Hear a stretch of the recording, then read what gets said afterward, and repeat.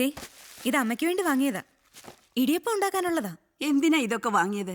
ഇവിടെ ഇരിപ്പുണ്ടൊരെണ്ണം. അത് പഴയ ടൈപ്പല്ലേ. എടി, അതിന് ഞങ്ങൾ ഇവിടെ ഇടിയപ്പം ഉണ്ടാക്കിയിട്ട് വർഷങ്ങളായി.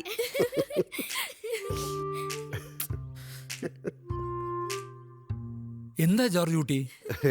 ഒരു ചെറിയ തമാശ. സത്യത്തിൽ ഇത് അമ്മയ്ക്ക് വേണ്ടി വാങ്ങിച്ചതല്ല. പിന്നെ ഞാനിത് അമ്മയ്ക്ക് വേണ്ടി തന്നെയാ വാങ്ങിയത്.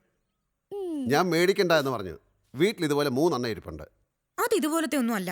ഇതുപോലത്തെ അല്ലെങ്കിൽ വേറൊരു ടൈപ്പ്. അതിൻ്റെ രസം എന്താന്ന് വെച്ചാൽ കഴിഞ്ഞ വർഷം ഞങ്ങളുടെ വീട്ടിൽ ഇടിയപ്പമേ ഉണ്ടാക്കിയിട്ടില്ല. ചുമ്മാ നുണ പറയല്ലേ ജോർജ് കുട്ടി. കഴിഞ്ഞ വർഷം ഒരു ദിവസം ഉണ്ടാക്കി. ഒരു ദിവസം ഉണ്ടാക്കുന്നതിന് ഇതുപോലത്തെ 3. എങ്ങനെ വഴക്ക് പറയായിരിക്കും? അപ്പോഴാണ് വേറെ വാങ്ങിക്കുന്നത്. ജോർജ് കുട്ടി, ഇത് പെണ്ണുങ്ങളുടെ ഒരു പൊതു സ്വഭാവമാണ്. ദേ ഇവളുടെ അമ്മയും ഇക്കാര്യത്തിൽ മോശമല്ല. എവിടെ പോയി തിരിച്ചു വരുമ്പോഴും ഒരു മീൻ ചട്ടിയും വാങ്ങിച്ചോണ്ട് വരും. പിന്നെ വേറൊന്നുണ്ട്, ഈ പാല് തിളപ്പിക്കുന്ന പാത്രം. 2 പേര് വന്നാൽ ഒരു പാത്രം, 3 പേര് വന്നാൽ വേറൊരു പാത്രം, വിസിലടിക്കുന്നത് വിസിലടിക്കാത്തത്, ഇങ്ങനെ കുറെ എണ്ണം ഉണ്ട്. അതെ, അടുക്കളക്കാരെ ഞങ്ങൾ പെണ്ണുങ്ങൾ നോക്കിക്കൊള്ളാം. അതിൽ നിങ്ങൾ ഇടപെടണ്ട. അളിയോ, എത്ര നാളായി കണ്ടിട്ട്. ഞാൻ പലതവണ ഇവിടെ വന്നിട്ട് പോയി. രാജേഷിനെ കാണാനേ ഇല്ല. ഞങ്ങൾക്ക് എന്നെ ഇവിടെ കാണാൻ കിട്ടുന്നില്ല. ഭരണകക്ഷിയിലെ സമുന്നതനായ നേതാവല്ലയോ. ഇതെന്താ കയ്യില്? പ്രകടന പത്രിക? അല്ല, നോട്ടീസാ. നാടിനു ഭീഷണിയായ മുല്ലശ്ശേരി പാറമടയുടെ പുനരാരംഭ പ്രവർത്തനങ്ങൾ തടയുക. ഇതെന്താ സംഭവം? ഇവിടുന്ന് ഒരു 10-15 കിലോമീറ്റർ മാറി മുല്ലശ്ശേരി എന്ന് പറഞ്ഞ ഗ്രാമത്തിൽ ഒരു പാറമടയുണ്ട്. അതിന്റെ പ്രവർത്തനം ഇപ്പൊ സർക്കാർ നിർത്തിവെച്ചിരിക്കുക. അതിന്റെ ഓണർ കോടതി വഴി അത് ഓപ്പൺ ചെയ്യാനുള്ള ചില ശ്രമങ്ങൾ നടത്തുന്നുണ്ട്. അതിനെതിരെ പൊതുജന പ്രക്ഷോഭം സംഘടിപ്പിക്കാനാ. രാജേഷ് ഇപ്പൊ വലിയ സാമൂഹ്യ പ്രവർത്തകനായി മാറിയല്ലേ? സാമൂഹ്യ പ്രവർത്തകനല്ല, ഇവൻ നല്ലൊരു രാഷ്ട്രീയക്കാരനായി മാറി എന്ന് പറ. ആ പാറമട തുടങ്ങാനുള്ള അനുമതി വാങ്ങിക്കൊടുത്തത് ഇവനും ഇവൻ്റെ സുഹൃത്തുക്കളും കൂടിയാണ്. എന്നിട്ട് പാറമട തുടങ്ങി 1.5 വർഷം കഴിഞ്ഞ് ഈ ക്വാറി ഉടമയും ഇവിടുത്തെ ഇവരുടെ MLA-യുമായി ഒരു സൗന്ദര്യപ്പിണക്കം നടന്നു. എന്നിട്ട് ഇവർ തന്നെ പരിസ്ഥിതി പ്രശ്നം പറഞ്ഞ് അത് തടഞ്ഞു. ഇത്രയും പൈസ മുടക്കിയ ആ മനുഷ്യൻ ഇനി അവിടെ എന്ത് ചെയ്യൂടാ? അയാൾക്ക് മത്സ്യകൃഷി നടത്തിക്കൂടെ? പാറമടയിൽ മത്സ്യകൃഷിയോ? പിന്നെ അതിന് നടുക്ക് നല്ല ആഴം വീതിയിലൊരു കുളമുണ്ട്. അതിൽ മത്സ്യകൃഷി നടത്താലോ? അതാണ് രാജേഷ്. അച്ഛൻ പറഞ്ഞ ശരിയാ. രാജേഷിന് നല്ല രാഷ്ട്രീയ ഭാവിയുണ്ട്.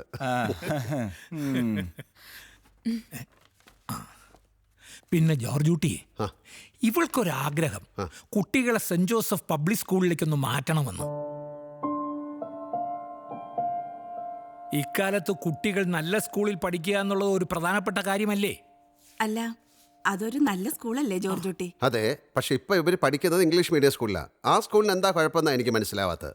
കഴിഞ്ഞ 15 കൊല്ലമായി സെന്റ് ജോസഫ് സ്കൂളിന് 100% വിജയമാ. ഇവരുടെ സ്കൂളിന് ഇത്തവണയും ഇല്ല. പക്ഷേ ഇത്തവണ ഞങ്ങളുടെ സ്കൂളിൽ 2 റാങ്ക് ഉണ്ടായിരുന്നു. കണ്ടോ, അപ്പൊ സ്കൂളിന് കുഴപ്പമില്ല. പഠിക്കാൻ കഴിവില്ലാത്ത 2 പിള്ളേർ തോറ്റു. അതിന് സ്കൂൾ എന്ത് പിഴച്ചു? അച്ഛാ, ഇപ്പോഴത്തെ മാതാപിതാക്കളുടെ ഒരു അസുഖമായത്. പേരും പെരുമയും ഫീസും കൂടുതലുള്ള സ്കൂളിലേക്ക് പിള്ളേരെ പറഞ്ഞയക്കുക, എന്നിട്ട് അതിന്റെ മഹത്വം പറഞ്ഞു നടക്കുക. ഇവളുടെ അസുഖം അത് തന്നെ. പഠിക്കാനുള്ള കുട്ടികൾ എവിടെയായാലും പഠിക്കും, ഇല്ലേ? അത് ശരിയാ. ജോർജ് കുട്ടിക്ക് ഇപ്പൊ പൈസ മുടക്കാൻ കഴിയില്ല, അതാ കാര്യം. അങ്ങനെ ആയിരുന്നെങ്കിൽ എനിക്ക് ഇവരെ ഗവൺമെന്റ് സ്കൂളിൽ വിട്ടാൽ മതിയായിരുന്നല്ലോ. ഞാനത് ചെയ്തോ? ഇല്ലല്ലോ. അത്യാവശ്യം പഠിക്കാൻ സൗകര്യമുള്ള ഇംഗ്ലീഷ് മീഡിയം സ്കൂളിൽ തന്നെയാണ് വിട്ടിരിക്കുന്നത്. അല്ലാതെ മറ്റുള്ളവരുടെ മുമ്പിൽ കേമം കാണിക്കാൻ എൻ്റെ പൈസ ഇല്ല. എന്ത് പറഞ്ഞാലും ജോർജ് കുട്ടിക്ക് കുറെ ന്യായങ്ങളുണ്ട്. ഇക്കാലത്ത് കുറച്ചൊക്കെ മറ്റുള്ളവരെ കാണിച്ച് ജീവിക്കണം, എന്നാലേ നമുക്കൊരു വിലയുണ്ടാവൂ. നാടോടുമ്പോ നടുവേ ഓടണം. അതേ ജോർജ് കുട്ടിക്ക് അറിയത്തേയില്ല. ഓ, എന്ത് പറഞ്ഞാലും ഈ പഴഞ്ചൊല്ല് പറഞ്ഞോളൂ. അങ്ങനെ നാടോടുമ്പോൾ നടുവേ ഓടണമായിരുന്നെങ്കിൽ ഞാൻ നിന്നെ കെട്ടിയപ്പോൾ ശ്രീധനം വാങ്ങിക്കണമായിരുന്നു.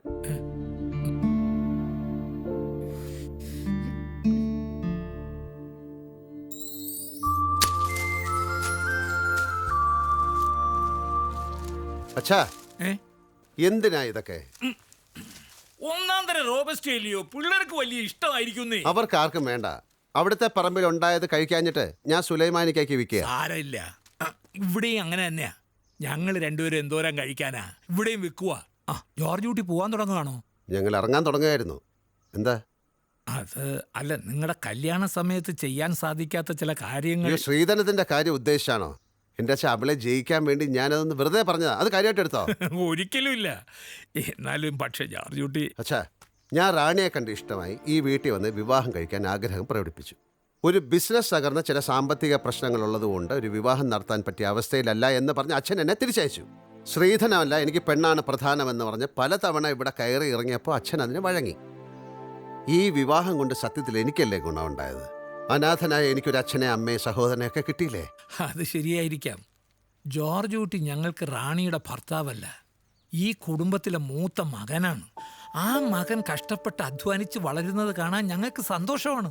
പക്ഷെ ആ കഷ്ടപ്പാടും അധ്വാനവും കുറച്ച് കൂടുതലല്ലേ എന്നൊരു സംശയം. ഈ അധ്വാനത്തിനിടയിൽ നിങ്ങൾ ജീവിക്കാൻ മറന്നുപോയോ എന്നൊരു തോന്നൽ. അച്ഛനെൻ്റെ ഈ പിശുക്ക് ഉദ്ദേശിച്ചാണ് പറയുന്നതെങ്കിൽ അതിനൊരു കാരണമുണ്ട്. അതെനിക്കറിയാം. നാട്ടിലാ തിയേറ്റർ വിലയ്ക്ക് വാങ്ങണല്ലേ? റാണി പറഞ്ഞു കാണും ഇവളുടെ ഒരു കാര്യം. അതെന്താ പറഞ്ഞാല്? ഒരു മകന്റെ പ്രശ്നം അച്ഛൻ അറിയണ്ടേ? അങ്ങനെ പ്രശ്നമൊന്നുമില്ല. ഞാനായിട്ട് സ്വരൂക്കൂട്ടിയതുണ്ട്. പിന്നെ കുറച്ച് ബാങ്കിൽ നിന്ന് ലോണും എടുത്താ. ബാങ്കിൽ നിന്ന് ലോൺ എടുക്കുമ്പോൾ സൂക്ഷിക്കണം. അങ്ങനെ ലോൺ എടുത്ത് ബിസിനസ് ചെയ്ത് തകർന്ന ഒരാളാണ് ഞാൻ. അതുകൊണ്ട് ജോർജ് കുട്ടി ബാങ്കിൽ നിന്ന് ലോൺ എടുക്കണ്ട. അല്ല, അത് ഈ അച്ഛൻ പറയുന്നത് അനുസരിക്കുക. നമ്മളെപ്പോലെ ഇടത്തരം കൃഷിക്കാരുടെ കയ്യിൽ കാശായിട്ട് അധികം കാണില്ല.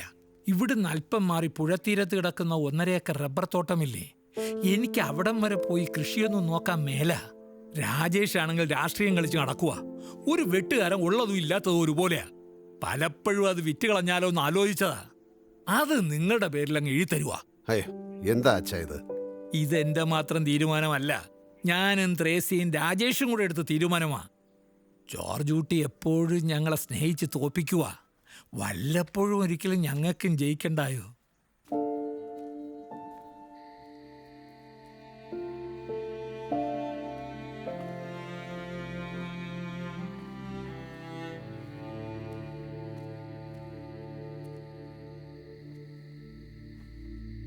എന്താ വലിയൊരു ആലോചന?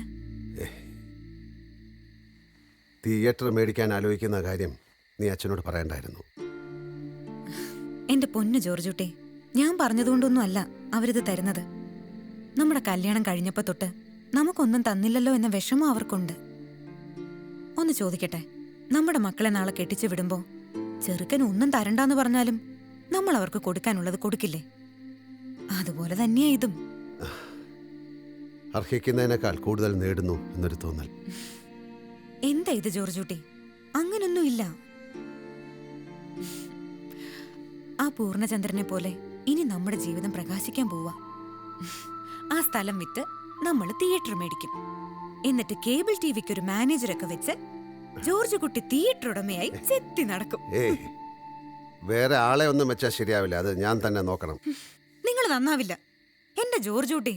നാടോടുമ്പോ നടുവേ ഓടണം. നിനക്ക് എപ്പോഴും ഈ ഓട്ടത്തിന്റെ കാര്യം പറയാനേ സമയമുള്ളോ? എങ്കിൽ ഒരു കാര്യം ചെയ്യാം, റോഡിന്റെ നടുവിലോട്ട് ഇറങ്ങി കുറെ സമയം ഓട്. ഞാൻ കിടക്കാൻ പോവാം. ചിലരൊന്നും എത്ര പറഞ്ഞാലും നന്നാവില്ല.